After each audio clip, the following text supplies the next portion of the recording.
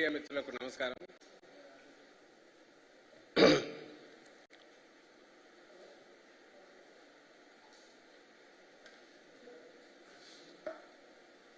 ఈరోజు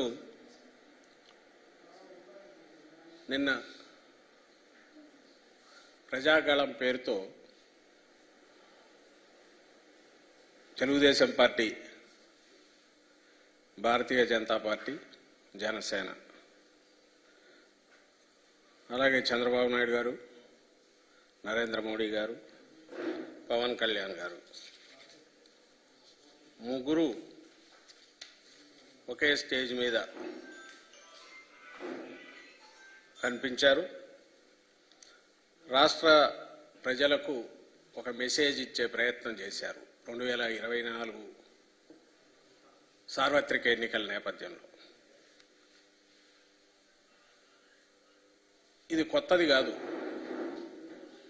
సరిగ్గా 10 ఏళ్ల క్రితం ఈ ముగ్గురు, అప్పుడు రాష్ట్రం కొత్తగా డివైడ్ అయిన నేపథ్యంలో,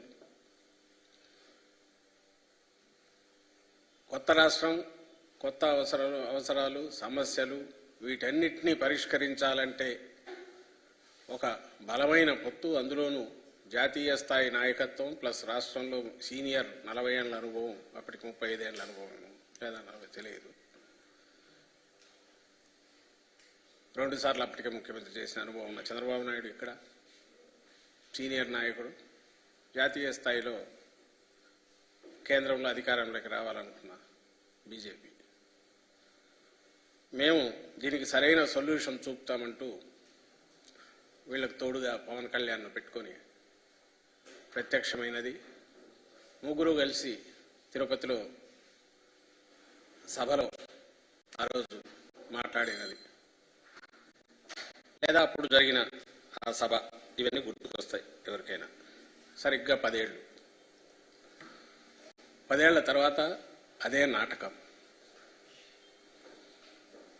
ఏమంటే నాటకంలో తేడా, ఆ రోజు బహుశా కొత్త పెళ్లి కాబట్టి ఊపు మీద ఉన్నట్టున్నారు.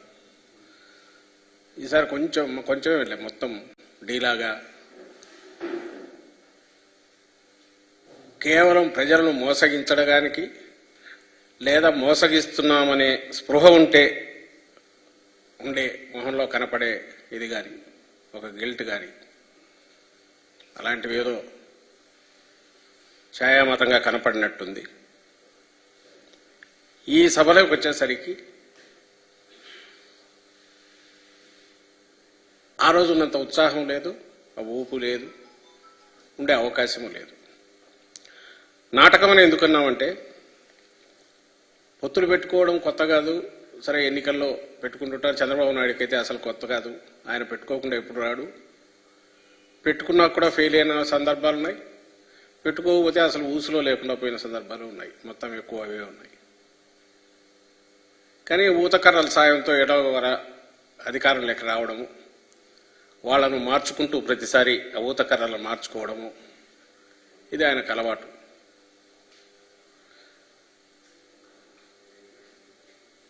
అలాగే ఎన్నికలు వచ్చినప్పుడు పొత్తులు పెట్టుకోవడము, ఆ ఫ్రంట్ కానీ ఆ కూటమి కానీ ఏదైనా హామీలు ఇచ్చి ఆ హామీలతో ప్రజలను ఆకట్టుకోవడానికి, ఓటర్లను ఆకట్టుకోవడానికి ప్రయత్నం చేయడం కూడా సహజమే. కాబట్టి 2014లో వీళ్ళు కలవడాన్ని ఎవరు తప్పు పట్టట్లా. కానీ వచ్చిన తర్వాత, అధికారం ప్రజలు అప్పగించిన తర్వాత, ఆ కారణాల వల్లనో డిఫరెంట్ వేరియస్ కొత్త వీటి వల్లనో మేము ఆ రోజు పోటీలో ఉన్నాం. వీళ్ళందరూ కలిసినా కేవలం 1% ఓట్ల తేడాతో అధికారంలోకి వాళ్ళు వచ్చారు. ప్రతిపక్షంలో కూర్చున్న వైఎస్ఆర్ కాంగ్రెస్ పార్టీ. నాటకమని ఎందుకు అనుకుంటున్నామంటే, ఆ రోజు ఏవైతే హామీలు ఇచ్చారో ప్రత్యేక హోదాతో సహా, ఇవన్నీ కూడా తర్వాత ఏమయ్యాయి. అలాగే ఆ కూటమి అధికారంలోకి వచ్చాక ఇక్కడ బీజేపీ వాళ్ళు పార్టిసిపేట్ చేశారు కేబినెట్లో, మంత్రివర్గంలో. కేంద్రంలో చంద్రబాబు నాయుడు గారి పార్టీ, తెలుగుదేశం పార్టీ ఎంపీలు వాళ్ళను అక్కడ కేబినెట్లో భాగస్వామ్యం తీసుకున్నారు. సో ఇది నిజమైన కూటమి లాగే నడిచింది. అలాంటి వాళ్ళు ఇచ్చిన హామీలు ఏమాత్రం అమలు చేశారు? అలాగే 2014లో అధికారంలోకి వచ్చిన 3-4 ఏళ్ల తర్వాత 3 ఏళ్ల తర్వాతనే విడాకులు తీసుకొని మళ్ళీ పక్కకి వెళ్ళిపోయాక అసలు ఎందుకు వెళ్ళిపోయారు? అలాగే 2019లో సరే ఆ విడిపోయిన తర్వాత ఎన్నికల వరకు ఆల్మోస్ట్ బండబూతుల్లాగే తిట్టుకున్నారు. పవన్ కళ్యాణ్ కేంద్రం వాళ్ళేదో పాచిపోయినట్లని ఆయన అన్నాడు. ఇంకా చంద్రబాబు నాయుడు అయితే మోడీని పూర్తి వ్యక్తిత్వ హననానికి అంటే పాలిటిక్స్లో దిగజారుడు ధనానికి అంటే దాంట్లోనే ఈయన ఆరితేరిన వ్యక్తి చంద్రబాబు నాయుడు. క్యారెక్టర్ అసాసినేషన్లో ఆయన కానీ ఆయన సపోర్ట్ చేసే మీడియా కానీ ఆ ముఠా మొత్తం ఏకంగా మోడీ మీదనే బాణాలు ఎక్కువ పెట్టి ఏమేమి మాట్లాడారో ఇప్పుడు కూడా సోషల్ మీడియాలో బాగా సర్క్యులేట్ అవుతూనే ఉన్నాయి. భార్య ఉంటే తెలిసేదని, కుటుంబం లేనివాడిని, తల్లి అని విలువ తెలియనివాడని, వ్యక్తిగతమైన వాటికి ప్రజలకు సంబంధం లేని విషయాల్లో కూడా వాటన్నిటి మీద కూడా ఆయన మీద అటు నుంచి ఏమీ లేకుండానే ఈయన అగ్రెసివ్గా అన్నాడు చంద్రబాబు నాయుడు. అయిపోయింది. 2019 ఎన్నికలయ్యే విడివిడిగా చేశారు. ఆ రోజు పొత్తు కోసం వెంపర్లాడి ఇచ్చేసింది చంద్రబాబు నాయుడు. తర్వాత ఎప్పుడైతే యాంటీ ఇన్కంబెన్సీ ఓటు చీలాలనుకున్నప్పుడు 2019లో తన్నేసి బయటకు వచ్చేసి ఇండిపెండెంట్గా ఇచ్చేసింది చంద్రబాబు నాయుడు. ఈరోజు మళ్ళీ అదే చంద్రబాబు నాయుడు ఆ రెండు పార్టీలను బీజేపీని కలుపుకొని లేదా పవన్ కళ్యాణ్ ద్వారా దాన్ని ఆపరేట్ చేసి మళ్ళీ ఈరోజు నిన్న ఒక స్టేజ్ మీద ముగ్గురు కలిసి ప్రత్యక్షమయ్యారు. కనీసం నిన్న ఏం చేసి ఉండాలి? ఫస్ట్ ఓ సంజాయిషి ఇవ్వాలి. అసలు 2014లో ఏమనుకొని కలిశారు? ఇచ్చిన హామీల పరిస్థితి ఏంది? తర్వాత ఎందుకు విడిపోయారు? ఈరోజు మళ్ళీ ఎందుకు కలిశారు? మీ అందరికి గుర్తుంటుంది 2014లో పొత్తు పెట్టుకోవడమే కాదు, 100ల కొద్దీ హామీలు గుప్పించడమే కాదు, అప్పుడు నారా చంద్రబాబు నాయుడు అనే సంతకంతో ముగ్గురి ఫోటోలు పెట్టుకొని ఇటు మోడీ, అటు చంద్రబాబు నాయుడు, ఇక్కడ పవన్ కళ్యాణ్ గారు. సరే ఎన్టీఆర్ ఆయనంటే ఎన్నికల సమయంలో అక్కడ పక్కన దుమ్ము దులిపి తీసి పెట్టుకుంటాడు, మళ్ళీ అయిపోగానే పక్కన పెట్టేస్తాడు ఈయనకు అవసరమైనప్పుడు. అప్పటికి ఇప్పటికీ బహుశా నేను అనుకోవడం తేడా అంటే 10 ఏళ్ళు అయింది కాబట్టి కొంచెం వయసు పెరిగింది, గడ్డాలు వచ్చింటాయి, ఇంకొంచెం నెడిసింటాయి, డిఫరెంట్ కాస్త ఫోటోల్లో తేడా కనపడుతుందేమో అని మిగిలిందంతా సేమ్ వాళ్లే. కింద చంద్రబాబు నాయుడు, నారా చంద్రబాబు నాయుడు సంతకం. ఇది క్లుప్తంగా మేనిఫెస్టోలో ముఖ్యమైన హామీలు అవి ఇక్కడ పెడుతూ వీటన్నిటికీ మాది పూచి అని ఆ రోజు రాష్ట్రమంతటా ఇల్లు మొత్తం పంచారు. దాంట్లో 4-5 చూస్తే ఇవి కాక 600 హామీలు ఇచ్చినట్టున్నాడు మేనిఫెస్టోలో. పోతే అదైతే ఇప్పుడు దొరకట్లే. ఇదేమంటే అప్పుడే తీసి పెట్టుకున్నాం కాబట్టి ఆ తర్వాత డిలీట్ చేసేశారు మేనిఫెస్టో. ఇందులో రైతు రుణమాఫీ ఉంది, డ్వాక్రా రుణాల రద్దు ఉంది, ఆడబిడ్డ పుట్టగానే 25,000 రూపాయలు వేస్తామనేది ఉంది, జాబు కావాలంటే బాబు రావాలనే దాంతో ఉద్యోగం వచ్చే వరకు నెలకు 2,000 రూపాయలు నిరుద్యోగులకు ఇస్తామనింది, అర్హులందరికీ 3 సెంట్ల స్థలంలో ఉచితంగా పక్కా ఇళ్లు కట్టిస్తామనేది. ఇవి దీనిలో ఉన్నవి. ఇదే ఎందుకు చూస్తున్నారంటే ఇక్కడ బాగా ప్రామినెంట్గా ఇంటింటికి పంచినారు, ముగ్గురు ఫోటోలు పెట్టినారు, అండ్ చంద్రబాబు నాయుడు సంతకం కూడా ఉంది. అందువల్ల దీన్ని చూపిస్తున్నాం. దీనికి సంజాయిషి ఇచ్చి ఉండాలి, ఎందుకంటే ఇవేం జరగలేదు కాబట్టి. ఏదర్ 1,00,000 కోట్ల దాకా ఉన్న రైతు రుణమాఫీ అరాకొర 10,000, 13,000 జరిగినట్టుంది 5 ఏళ్లకు.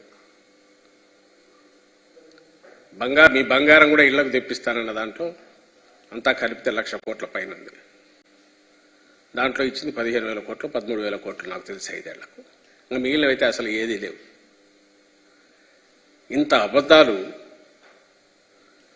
మోసపూరితమైన వీచి పైగా ఆ కూటమి అనేది కూడా పూర్తి 5 ఏళ్ళు కూడా ఉండకుండా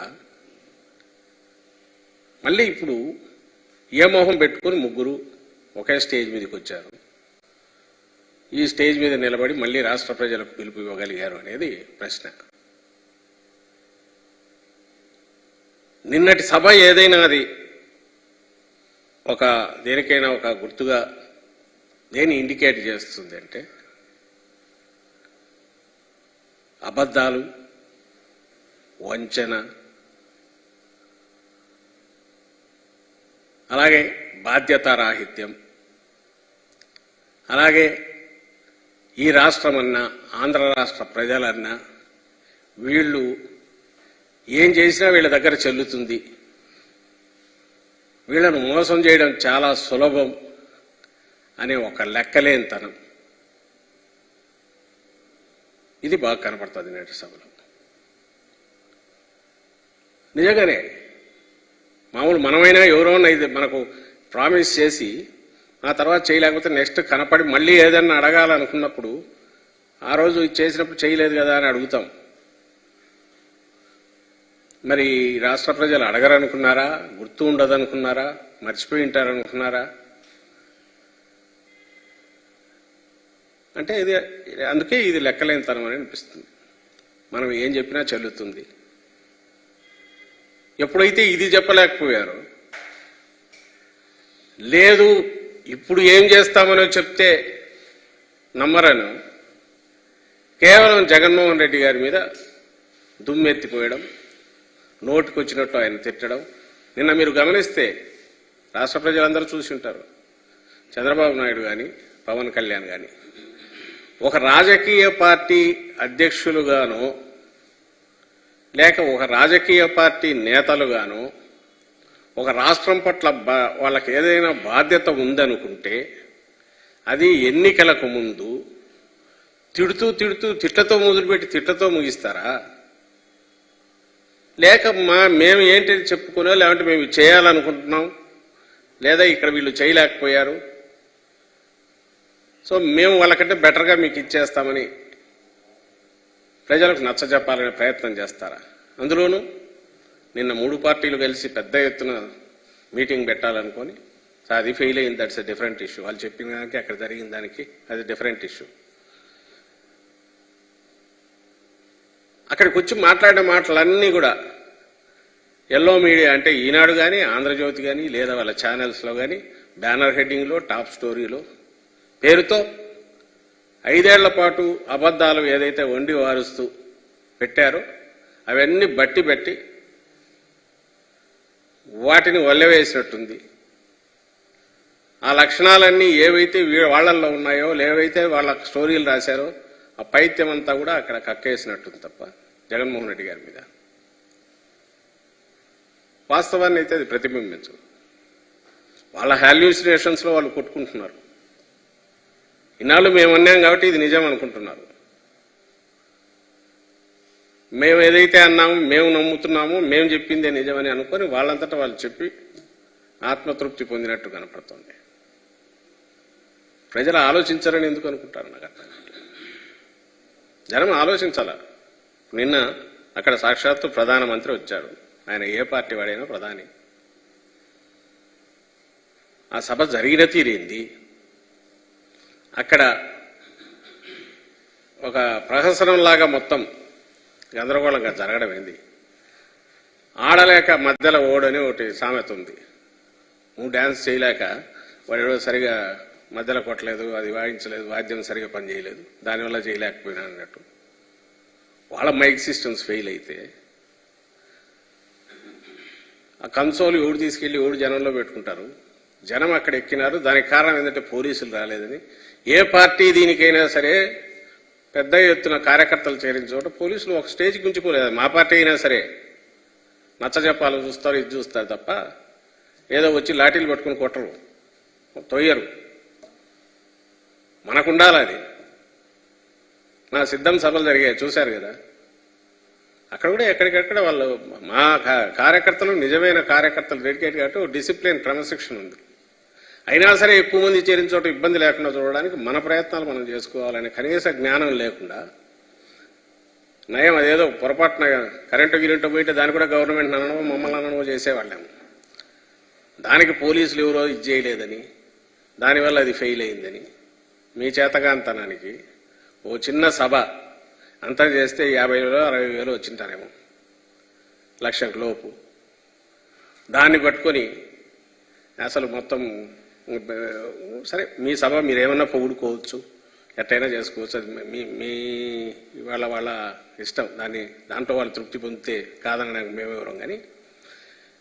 కానీ మీ చేతగాంతనానికి ఫెయిల్యూర్కి దాన్ని తీసుకొచ్చేసి డిపార్ట్మెంట్కో పోలీసుకో ఇంకోరికి అట్రిబ్యూట్ చేసే ప్రయత్నం, అక్కడ ఇంకో దివాలా కోరుతున్నాం. అక్కడ జరిగినవన్నీ ఒకసారి రోజు ఇప్పటికే ఎక్కడికెక్కడ అన్నిట్లో మీడియాలో వస్తున్నాయి, సోషల్ మీడియాలో వస్తున్నాయి. ఆయన ప్రధానికి మోడీ గారికి సన్మానం అంటారు, శాలువ రాదు, ఇద్దరు నిలబడి ఉంటారు. ఆయన తీసుకొచ్చి ఆయన్ని అవమానించారు, పుష్పగుచ్చం అంటారు, అది రాదు. అది వాళ్ళ ఆర్గనైజేషన్ లోపం, వాళ్ళ చేతగాంతనం. ఇవన్నీ దేన్ని సూచిస్తాయంటే ఆత్రం తప్ప వీళ్లకు ముఖ్యంగా చంద్రబాబు నాయుడుకు అర్జెంటుగా ఇటు పట్టుకున్నాడు. ఇన్నాళ్ళు పవన్ కళ్యాణ్ పట్టుకున్నప్పుడు వీళ్ళని లాక్కొచ్చాడు. అర్జెంటుగా అధికారంలోకి వచ్చేసేయాలి, ప్రజలు మళ్ళీ అప్రమత్తులై లేకుంటే వాళ్ళు క్వశ్చన్ చేసేలోగా దడదడగా కొట్టేసి వచ్చేసేయాలి. తాను జగన్మోహన్ రెడ్డి గారి గురించి తనకు పీడకలలు ఏవేవి వస్తున్నాయో అవన్నీ జనం ముందు పెట్టేసి కక్కేసి తొందరగా ఓట్లు ఇచ్చుకొని రావాలి. ఈ ఆత్రం ఏదైతే ఉందో, అందుకే ఆయన ఏం మాట్లాడుతున్నాడో తెలియకుండా పెద్దానికి ఈయన చప్పట్లు కొడతాడు. అందరూ గమనించే ఉంటారు. చంద్రబాబు నాయుడు ఆయనేమో జగన్మోహన్ రెడ్డి గారి చెల్లెళ్ళే ఆయన ఇది అంటున్నారు, ఓటు వేయొద్దు అంటున్నారని ఆయనంటే, ఆయనేమో ప్రధానమంత్రి మోడీ గారేమో మా పార్టీ కాంగ్రెస్ పార్టీ ఒకే దక్క, దీనికి అటు ఇటు ఇవి రెండు ఒకటేని ఆయన ఒకటే సొంత ఇది ఆయన చెప్తాడు. ప్రజలంతా అజ్ఞానులు అనుకుంటున్నారా, వాళ్ళకి ఆలోచన ఉండదు అనుకుంటారో వీళ్ళు అర్థం కావట్లా. ఏ పార్టీ ఏంటి, వాళ్ళ ఆలోచనలు ఏంటి, ఎవరు మాట చెప్తే మాట మీద నిలబడతారు ఆ మాత్రం తెలియదా? బట్ మన దాంట్లో మనం అనేస్తే పోయే మెసేజ్ పోతుంది, ఎక్కాల్సిన వాళ్ళకి ఎక్కుతుంది, జనం ఓట్లేస్తారనే వాళ్ళ ఆశ ఆత్రం మాత్రమే నిన్నటి సభలో కనపడుతుంది. ఫెయిల్యూర్ కనపడుతుంది, మోసకారితనం కనపడుతుంది, వంచన కనిపిస్తుంది. ఉమ్మడిగా ముగ్గురు కలిసి చేసిన వంచన, మోసం, దగా కోరుతనం ఈ రాష్ట్రానికి కనపడుతుంది, కొత్తగా డివైడ్ అయిన రాష్ట్రానికి. నిన్న కనీసం ప్రధానమంత్రిని తీసుకొచ్చారు. మా ముఖ్యమంత్రి గారు జగన్మోహన్ రెడ్డి గారు ప్రధానమంత్రి హోదాలో ఆయన వచ్చి గవర్నమెంట్ స్టేజ్ మీదే రిక్వెస్ట్ చేశారు, గుర్తు చేశారు ప్రత్యేక హోదా గురించి, ఇతర హామీల గురించి, విశాఖ ఉక్కు గురించి. తర్వాత కలిసినప్పుడు చెప్తున్నారు. మీరు ఒత్తు పెట్టుకుని వచ్చారు. రాష్ట్ర ప్రజలు సహజంగానే ప్రత్యేక హోదా గురించి ఎక్స్పెక్ట్ చేస్తారు. కనీసం ప్రస్తావన కూడా చేయలేకపోయినారు వీళ్ళు. ఎంతసేపు జగన్మోహన్ రెడ్డి తిట్టడానికే తప్ప మేము ఇది చేస్తామని కానీ, ఇదిగో ఈయన తీసుకొచ్చాము, అబ్బా ఇంత పెద్ద ఆయన తీసుకొచ్చాము, సెంటర్లో వీళ్ళు రూలింగ్లో ఉన్నారు, మళ్ళీ వస్తే ఇది మేము తెస్తామని ఎందుకు చెప్పలేకపోయారు?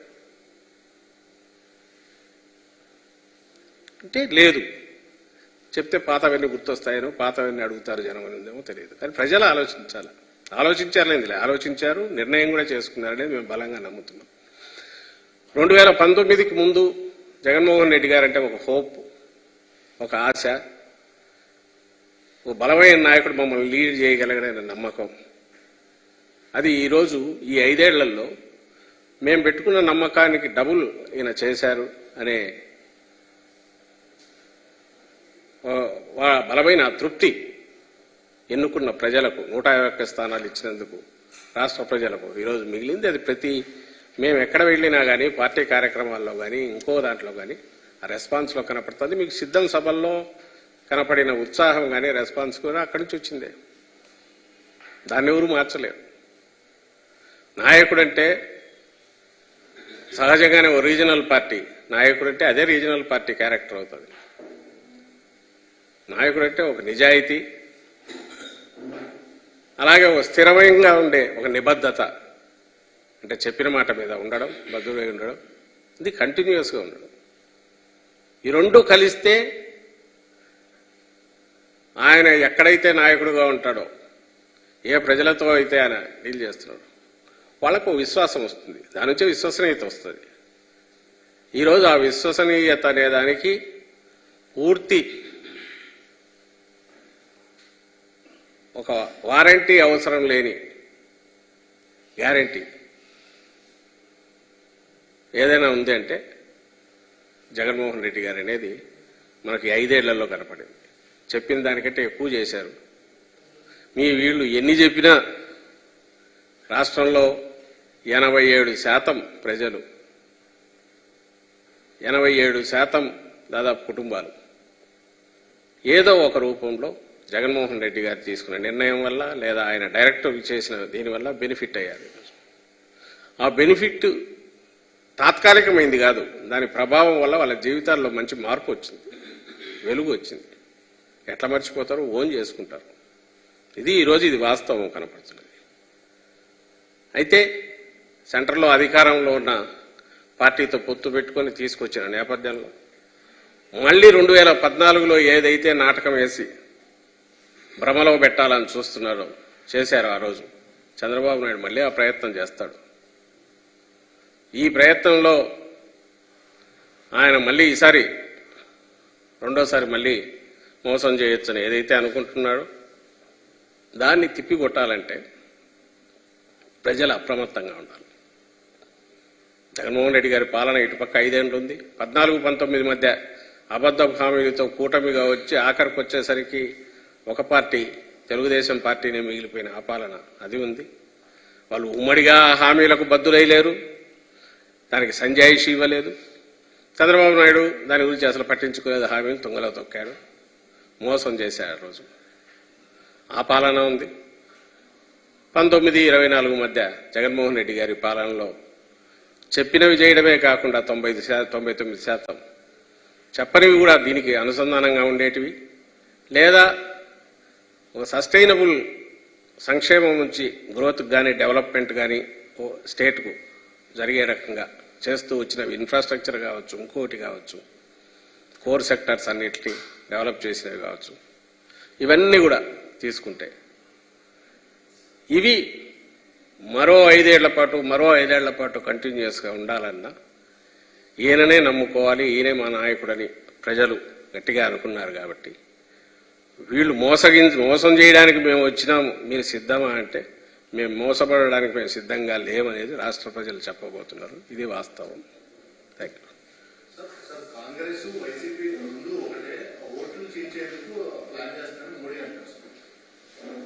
అదే నేను ఇంతకుముందు నేనే మెన్షన్ చేశాను కదా. ఇప్పుడు అటువైపు నుంచి ఆ పార్టీ, కాంగ్రెస్ పార్టీ రాష్ట్ర అధ్యక్షురాలుగా ఉన్న షర్మిల గారేమో అంతకుముందు మొన్న మీటింగ్లోనే మేము బీజేపీ మేమంతా ఒకటని ఆమె అంటారు. ఇటుపక్క ఈయనేమో ఈ రెండు ఒకటేని ఆయన అంటాడు. రాష్ట్ర ప్రజలకైతే తెలుసు జగన్మోహన్ రెడ్డి గారు ఒకే ఒక్కరు విలక్షణమైన నాయకుడు. వైఎస్ఆర్ కాంగ్రెస్ పార్టీ ఒకే పార్టీ. 10 పార్టీలతో ప్రత్యక్షంగా కానీ పరోక్షంగా కానీ అడ్డగోలుగా కానీ ఆ ఆలోచనలు కూడా చేయదు. ఏది హామీ ఇచ్చినా లేదా ఎలాంటి పూచి ఇచ్చినా మాట చెప్పినా ఆయన చెప్తాడు జగన్మోహన్ రెడ్డి గారు. ఆ పార్టీ దానికి నిలబడుతుంది అనే నమ్మకం ప్రజల్లో ఉంది. ఎవరు నమ్మరు, నమ్మే అవకాశం లేదు. వీళ్ళు ప్రజలతో ఏం మాట్లాడాలనో వీళ్ళకి తెలియక ఒక స్పెక్యులేటివ్ జర్నలిస్టో ఒక అనలిస్టో ఏదైతే చేస్తాడో వీళ్ళు ప్రజలకు ఏం కావాలనో ఏమి ఇవ్వాలనో అనేది అది మాట్లాడకుండా ఈ పొద్దుబోని మాటలో వీటిని చెప్పేసి ఇంటర్ప్రిటేషన్స్ భాష్యాలు చెప్పినందువల్ల ఉపయోగం దానివల్ల ఏముండదు. వాస్తవం మీద ప్రజలకు తెలుసు, వాస్తవం మీద మీకు తెలుసు. ఎప్పుడైతే ఇట్లా చేయాలనుకుంటే పొత్తులే పెట్టుకునో లేకుంటే డైరెక్ట్ ఓటు చీల్చాలని ఓటు చేయాలా, అదే ఆపరేషన్ మీద డిపెండ్ అయ్యి పవర్లోకి రావాలంటే జగన్మోహన్ రెడ్డి గారు 2012లో పార్టీ పెట్టి 12 ఏళ్లలో డిఫరెంట్గా యాక్ట్ చేసేవాళ్ళు. 2014లోనే అధికారంలోకి వచ్చేవాళ్ళు.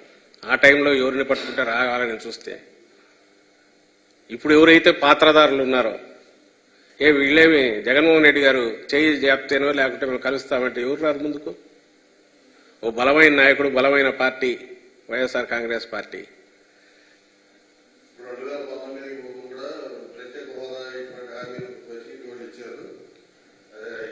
అధికారంలోకి వచ్చారు, తర్వాత హామీలు అమలు చేయలేదు. వైఎస్ఆర్ కాంగ్రెస్ పార్టీ సెంటర్లో రాలే అధికారంలోకి. వైఎస్ఆర్ కాంగ్రెస్ పార్టీ రాష్ట్రంలో వచ్చింది. ఈ పార్టీ మనకొచ్చిన ఎంపీల మీదనో మన దీని మీదనో అక్కడ డిపెండ్ అయి ఉన్నా, లేదా ఆ కూటమిలో భాగస్వామి అయి ఉన్నా, పూచి ఇచ్చిన తర్వాత ఇవ్వగలిగిన ప్రెజరో పెట్టగలిగిన ప్రెజరో ఎక్కువ ఉంటుంది.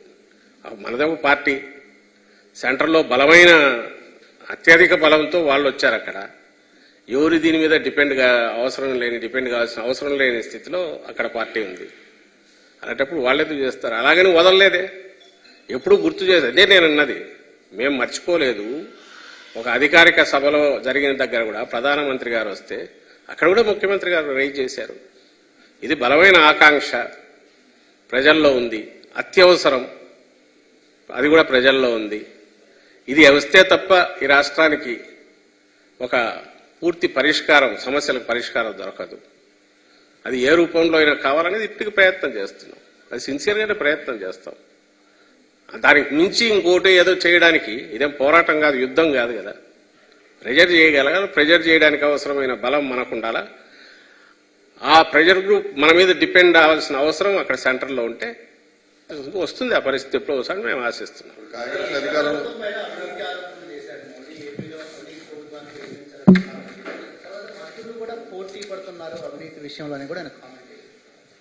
వీళ్ళు ఇచ్చిన ఫీడ్ తీసుకుని ఆయన అన్నట్టున్నారు. ఆయనకు ఏం అభిప్రాయాలు సబ్స్టాన్షియేట్ చేసేట్టు డీటెయిల్స్ ఒకటి ఇవ్వలేదు. రెండవది, ఈ వేగ్ అధికారం నెక్స్ట్ పవర్లోకి రావాలనుకున్నప్పుడు ఎవరైనా చేసే ఒక మూస ఆరోపణలు ఉంటాయి. అధికారంలో ఉన్నాం కాబట్టి ఆ ఆరోపణలతో వాళ్ళు వచ్చారు. సో దానికి సమాధానాలు ఏమి ఇవ్వాలనేది, మీరు అధికారంలో ఉన్నారు కాబట్టి అవినీతి అంటే బీజేపీ అక్కడ వాళ్ళ అధికారంలో ఉన్నారు, వాళ్ళ అవినీతిలో ఉన్నారనుకోవాలి. లేకపోతే ఇంకో రాష్ట్రంలో ఎక్కడన్నా బీజేపీ ఉంటే వాళ్ళ అవినీతిలో ఉన్నారనుకోవాలి. దానికి అర్థం లేని ఆరోపణ అది. ఏపీలో అభివృద్ధి లేదు, ఏపీలో అభివృద్ధి లేదు. త్వరలోనే ఎన్డీఏ సర్కార్ రాబోతుంది, దేశంలో గానీ ఏపీలో గానీ డబుల్ ఇంజన్ సర్కార్ రాబోతుందని కూడా చెప్పారు. అదే నేను అంటున్నా కదా, ముగ్గురు ఆయన వచ్చి స్టేజ్ మీద నిలబడి అనగానే ఎలా వస్తుంది, ఎందుకు వస్తుంది అనేది అది చెప్పాలి. ఒకటి, ఏమి మేము చేస్తున్నాం అన్నందువల్ల ఇప్పుడున్న పార్టీ కంటే బెటర్గా చేస్తున్నందువల్ల అడగడానికి మాకు హక్కు ఉందో అది చెప్పాలి. అలాగే 2014లో ఇప్పుడు కొత్తగా వీళ్ళు కలవలే. 2014లో ఈ ముగ్గురే కలిసి వచ్చారు.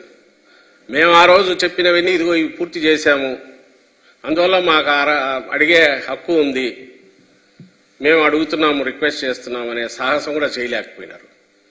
ఇంకా ఊరికి వచ్చామా, ఎన్నికలు వస్తున్నాయి కాబట్టి అడిగామా అనే దాంతో ఒకటి చేసి, లేదా డిమాండ్ చేస్తున్నాము, లేదా ఈ రాష్ట్ర ప్రజలకు మేమే దిక్కు. ఎందుకంటే మేము జగన్మోహన్ రెడ్డి గారి మీద నిందలేస్తున్నాం కాబట్టి, ఆ పార్టీని తిడుతున్నాం కాబట్టి, అది చెత్తది కాబట్టి మమ్మల్ని తీసుకురావండి అనడం తప్ప, దాన్ని సబ్స్టాన్షియేట్ చేసే ఆ ఆర్గ్యుమెంట్ నిలబెట్టుకునే వాళ్ళ డిమాండ్నో వాళ్ళ రిక్వెస్ట్నో నిలబెట్టుకునే ఆర్గ్యుమెంట్ ఏం చెప్పలేకపోయారుగా. ప్రధానమంత్రి మోడీని, ఇంటెలిజెన్స్ డీజీని, పల్నాడు ఎస్పీని, గుంటూరు ఎస్పీని విధుల నుంచి తొలగించాలి, వాళ్ళు దొంగ ఓట్లు వేస్తారు, నిన్న ప్రధాని సభలో నిర్లక్ష్యం వ్యవహరించారంటూ ఇందాక ఎన్డీఏ కూటమి సభ్యులు సీఈఓని కలిసి ఫిర్యాదు చేశారు. చేస్తారు, ఎలక్షన్లు వస్తున్నాయి కాబట్టి అటువన్నీ చేస్తారు. నేను సభ గురించి చెప్పాను కదా, అక్కడ మీరు చూశారు, రాష్ట్రం మొత్తం సహజంగానే చూసింటుంది. ఎన్నికల సమయంలో వీళ్ళు ఏం చెప్తారో చూద్దామని చూసింటారు. ఐ థింక్ టీవీల్లో చూసే ఉంటారు సభ ఏం మాట్లాడుతున్నారు అనేది. ఆ సభలో వైఫల్యం ఎక్కడ కనపడలేదో చెప్పండి మొత్తం సభలో.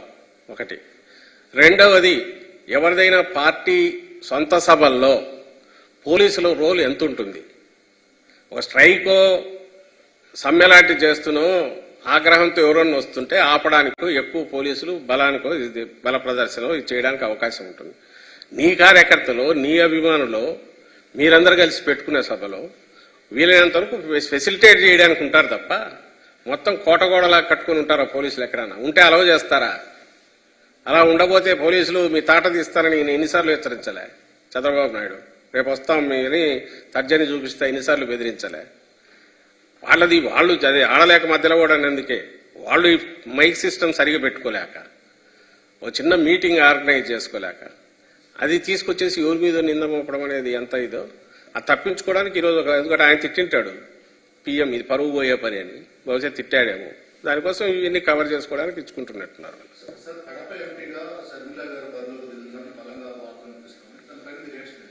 మంచిదే కదా. ఆమె ఒక రాజకీయ పార్టీ, రాష్ట్ర అధ్యక్షురాలు, ఎత్తిపోయిన రాజకీయ పార్టీ, దివాలా చేసిన రాజకీయ పార్టీ కాంగ్రెస్కు. దానికి వచ్చిన ఓట్ల శాతం లాస్ట్లో మీకు ఎప్పుడు చెప్తూనే ఉంటాం, 100 కంటే తక్కువ. ఆ పార్టీ తరఫున ఆమె నిలబడితే నిలబడతారు. ఆమె ఎప్పుడైతే రాజకీయ ప్రస్థానంలో ఓ పార్టీ ఇంకొకటి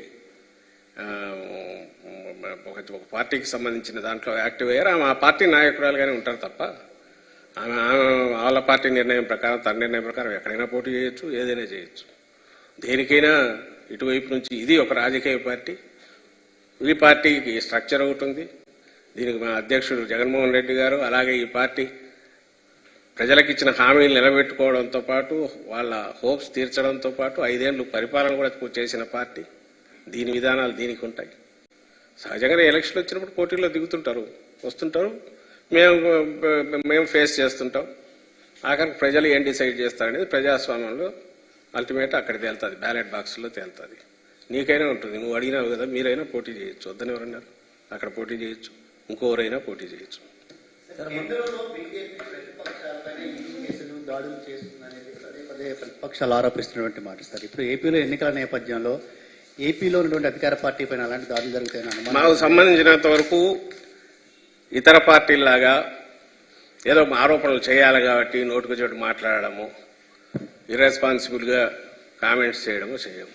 ఎప్పుడు ఏది జరిగితే దాని గురించి అప్పుడు మాట్లాడతాం. ఆ జరిగిన దాంట్లో అలాంటివి ఏదైనా కనపడితే అలాంటి అప్పుడు దాని గురించి వ్యాఖ్యలు చేస్తాం. వీఆర్ నాట్ అనలిస్ట్, ఏదో విశ్లేషకులాగా కూర్చొని కామెంటేటర్ లాగా మేమెందుకు చెప్పాలా. ఇక్కడ ఈ రాష్ట్రానికి సంబంధించి ఏదైనా ఈ ప్రయోజనాలకు భంగం కలిగినా, ఈ రాష్ట్ర ప్రయోజనాలకు ఏదైనా అవసరమైన సందర్భంలో, అలాగే మా పార్టీకి సంబంధించి ఏదైనా నష్టం జరిగినా, ఇలాంటివి ఏదైనా ఉన్నప్పుడు చెప్తాం దాన్ని. ఇదిగో ఈ కారణాల జరిగింది, దీంట్లో కక్ష సాధింపుంది, ఇంకొకటి అంటాం. మిగిలిన వాటి గురించో, ఇంకెక్కడో జరిగిన వాటి గురించి మేమెందుకు మాట్లాడాలి. సార్, రేవంత్ రెడ్డి మొన్న కామెంట్ చేశారు, మొన్న విశాఖ వచ్చి పోలవరం కట్టలైపోయారు, రాజధాని కట్టలైపోయారని చెప్పారు. షర్మిల ముఖ్యమంత్రి అవుద్ది, నేను వెనకాల అండగా ఉంటా ఒక అన్నలాగా కామెంట్ చేశారు. ఏదైనా కళలు కనొచ్చు, దాన్ని కాదనడానికి మేమెవరం. అంతా చేస్తే ఎంత, నెలలో ఉండాల్సింది, అది ఎందుకు ఈసారి ఇంకో నెల మాకు కలిసి వచ్చింది, ఇంకో 4 రోజులు ఎక్కువ టైం దొరికింది. మేలో ఎప్పుడో ఎన్నికలు ఉంటారు, 2 monthsలో తేలిపోతుందిగా. ఏదో తినబోతు రుచి అడగడం ఎందుకని అంతకంటే ఎక్కువ రోజులు వెయిట్ చేయాల్సిన అవసరం లేదు. 2 ఏళ్ళు 3 ఏళ్ళు అయితే ఏమనుకో, 2 months తెలిసిపోతుందిగా ఎవరెవరు ఏమవుతారో, ఎవరెవరు ఈ పగటి కళలో, రాత్రిపూట కళలో, పీడ కళలో, తెల్లవారుజామున కళలో, అలాగే ఏదో క్షుద్ర పూజలు చేయడము, యజ్ఞాలు చేసుకోవడము, ఇవన్నీ జరుగుతాయి. వాటిలో నుంచి వాళ్ళు భ్రమల్లో ఉండే వాళ్ళు ఉండొచ్చు, లేదా జగన్మోహన్ రెడ్డి గారి మీద ఉండే కోపంతో రకరకాల విన్యాసాలు చేసేవాళ్ళు ఉండొచ్చు. అన్నిటికీ ఒకటే ఫైనల్ వచ్చి మన May 13th polling, June 4th results అన్నారు కదా, ఆ రోజు క్లోజ్ అయిపోతుంది. మళ్ళీ 5 ఏళ్ల పాటు తీర్పు వస్తుంది.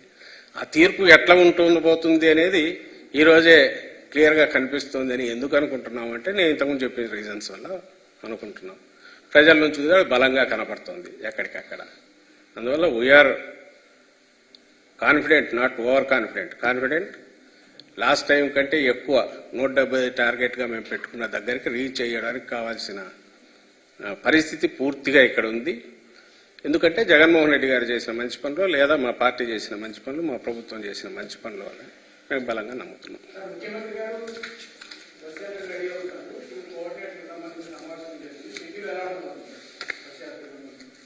టెంటేటివ్లీ 27th అనుకుంటున్నాము.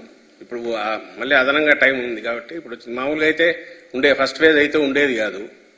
అందువల్ల అక్కడి నుంచి నామినేషన్ల వరకు టెంటేటివ్లీ, నామినేషన్ల తర్వాత 1-2 రోజుల వరకు పూర్తిగా ఇక్కడ నుంచి ఇంకా ప్రజల్లో ఉండడం, బస్సు యాత్ర పెట్టుకొని ఉండడం, ప్రజల్లోనే మమేకం కావడం, ప్రజల్లోనే ఉండాలని నిర్ణయానికి వచ్చాం. అక్కడ ఎట్లెట్లుంటుంది దాని స్వరూపం, ఆ కార్యక్రమాలు, వాటికి సభలు, వాటి గురించి అనేది రేపు డీటెయిల్గా మీకు అందరికీ చెప్తాం. వస్తుంది చేసాం.